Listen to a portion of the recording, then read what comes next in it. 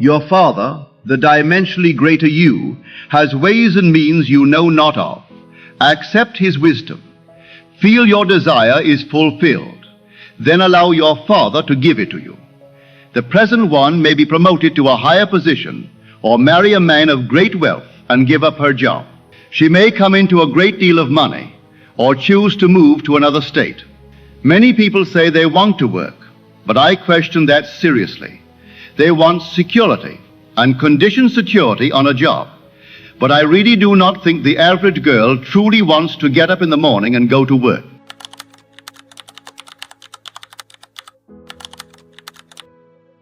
When I speak of feeling, I do not mean emotion, but acceptance of the fact that the desire is fulfilled.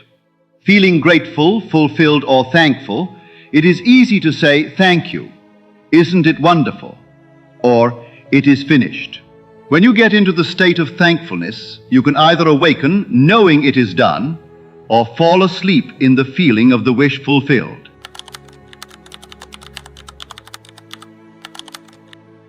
All things exist in your consciousness, be they love or hate.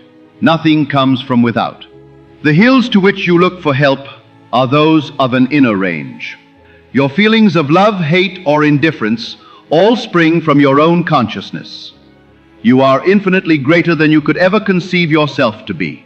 Never in eternity will you reach the ultimate you. That is how wonderful you are.